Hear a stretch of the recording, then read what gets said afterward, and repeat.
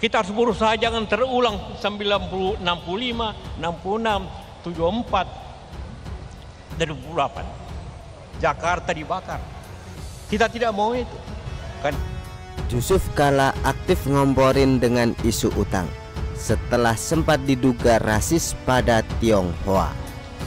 Satu langkah lagi apabila ini tidak selesaikan keadilan, akan jadi lagi tahun 98. Dan kita tidak ingin itu. Kita harus hindari itu dengan pemerataan yang adil. Jagalah negeri. Mari kita jaga bersama-sama. Tetapi tidak hanya menjaga, rebut kekuasaan untuk kemajuan. Pemilu itu memang merebut kekuasaan dengan demokrasi. Jelang berakhirnya Mei 2023, Yusuf Kala mendadak ribut dengan mengeluarkan pernyataan yang kontroversial. Entah ini kebetulan atau dipas-paskan dengan bulan yang sama, di mana pada 1998 silam terjadi kerusuhan massal yang meluas ke berbagai daerah atau kota besar dengan sentimen rasial kepada warga keturunan Tionghoa. Silakan tanyakan pada JK sendiri. Kita hanya bisa menebak apa motivasi JK ketika mengkhawatirkan soal kemungkinan terjadinya atau terulangnya peristiwa 1998 jika keadilan sosial tidak tercapai.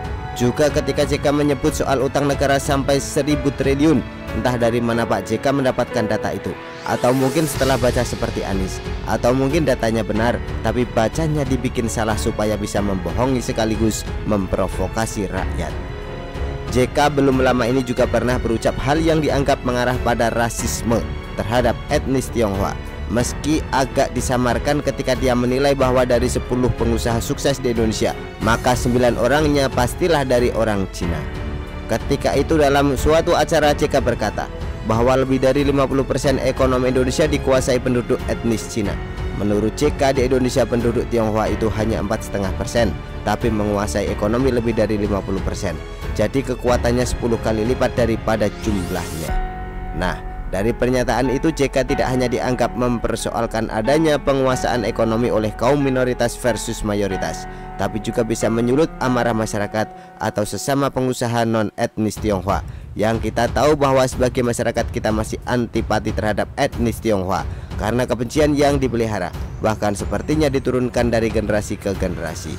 Isu soal peristiwa 1998 juga mengarah pada etnis Tionghoa yang pada masa itu menjadi sasaran kemarahan atau pelampiasan dari ketidakmampuan bersaing atau belajar hal-hal positif dari warga pribumi yang dipoles begitu rupa, juga dikipasi oleh sentimen negatif, sehingga ketika momentumnya dapat, maka boom, pecahlah kerusuhan, penjarahan, hingga tragedi perkosaan yang sampai sekarang meninggalkan trauma mendalam bagi para korban.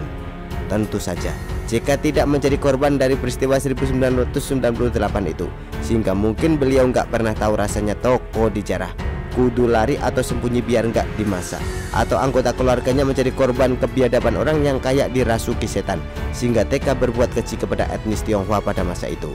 Namun, sebagai ex-Wapres RI, seharusnya JK bisa lebih elegan dalam menilai kondisi bangsa, juga dalam mendukung Anies agar tiketnya menuju Pilpres 2023 tidak robek sebelum waktunya alias batalnya pres. Kalau ngomporin begitu, ya nggak pantaslah bagi ex-Wapres seperti JK. Atau jangan-jangan ada usahanya yang menggurita itu sedang terusi oleh kebijakan Jokowi, karena mungkin ketahuan agak nakal dalam menjalankan bisnisnya. Licik kan kalau memang seperti itu? Kalau nggak ada sesuatu, masa kayak orang kalah begitu, sampai membawa-bawa persoalan utang negara hingga rasis ke etnis Tionghoa segala. Benar-benar licik si JK ini. Begitulah kura-kura. Artikel abelarisu.com ditulis oleh Widodo SP. Bagaimana menurut Anda?